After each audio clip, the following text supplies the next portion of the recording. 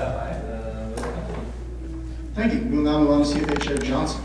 We had our first meeting with Senators Mertz and Eager this week, yesterday.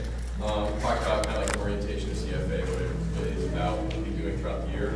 I plan to be meeting with the rest of CFA next week by the end of the week and giving them a small orientation as well.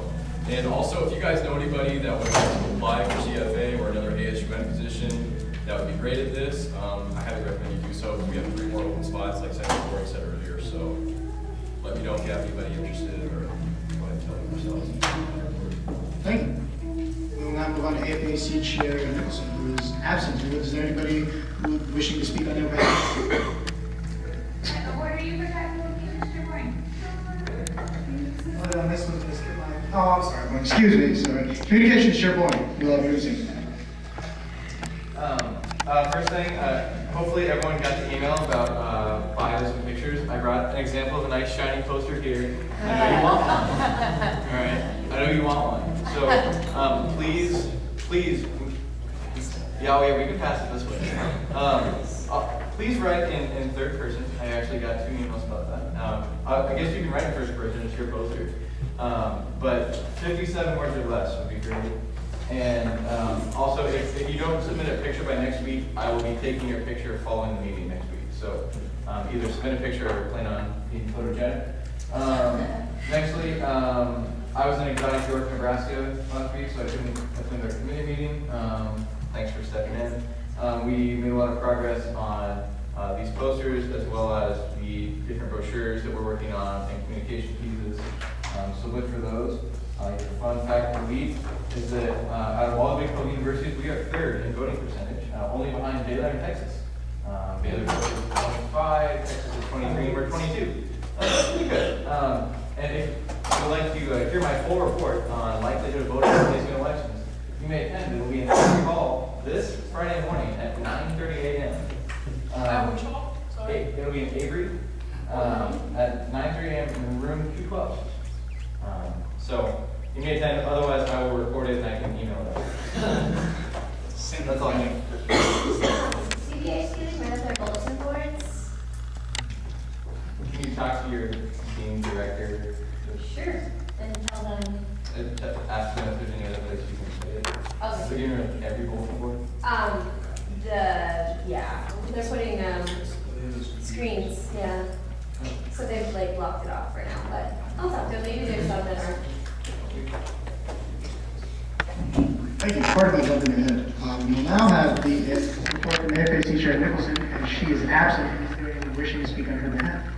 Speaker Whitsitt. Just on her behalf, she will not be present for the remainder of the semester because I'm going to during his class. So you can expect full attendance from AFAC Chair Nicholson next semester, as she does not have a class in this semester. Thank you. We will now have the committee report from Special Topics Chair Harmon.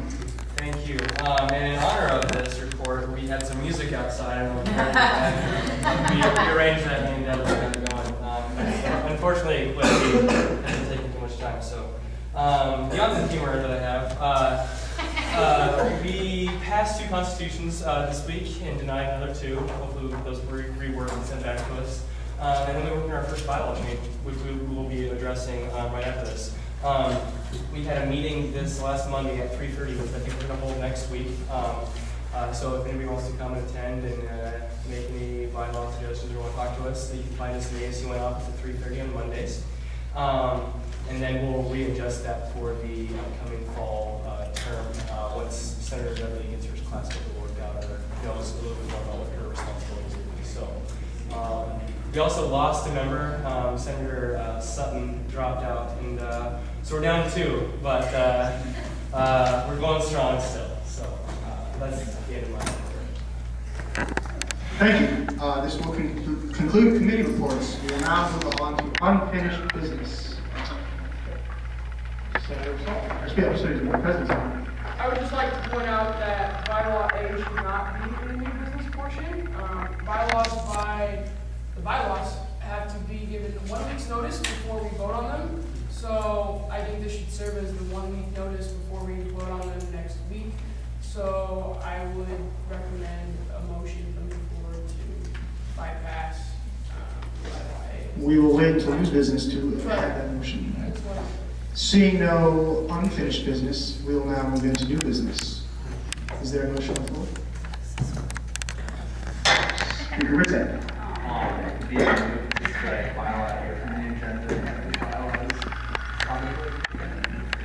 I believe you might be wishing to lay on the table, Ally.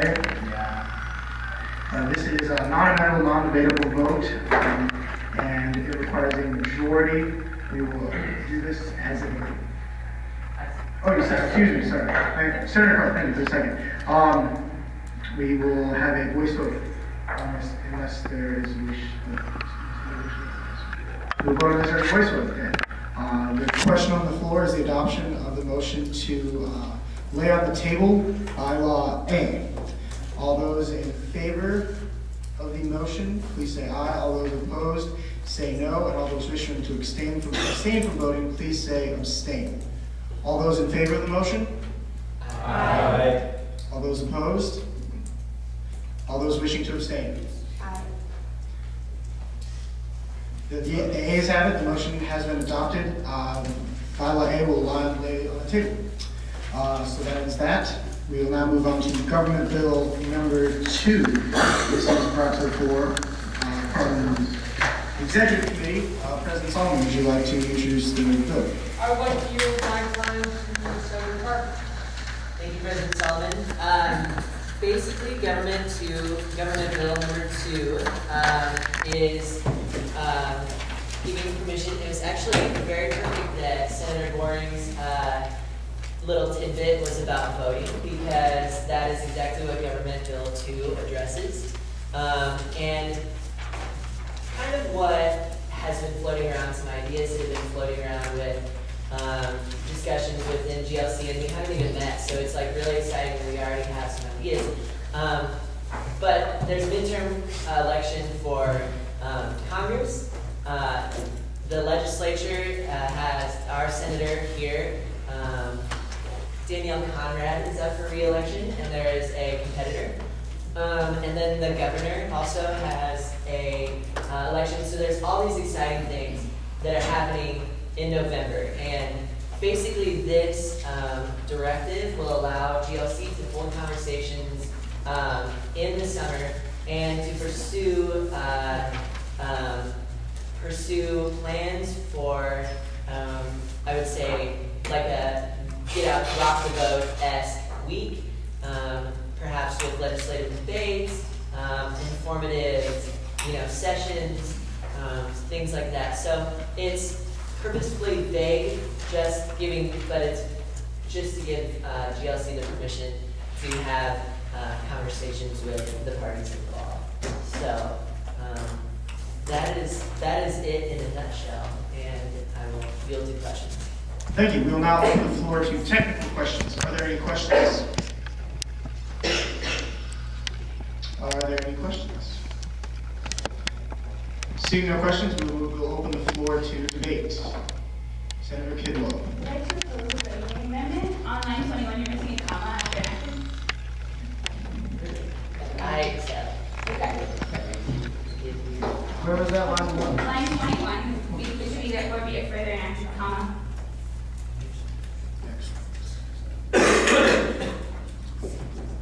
Senator Boren. I just want to make a comment on the final, therefore be finally enacted clause. I think any time that we're educating the student body, I just ask that GLC be as fair and balanced as possible in finding candidates to come speak, possibly give debates here. I think it's really good we can get, the candidates here. And so just any time that we're looking at educating the student body, to note that we'll make all efforts to be as fair and balanced.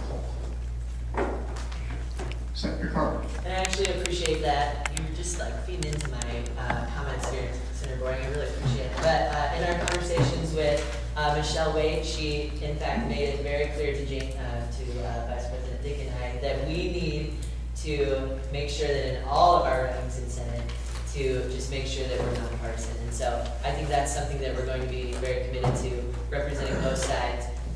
And if there's an independent candidate, what the heck? Put them up there, So I think we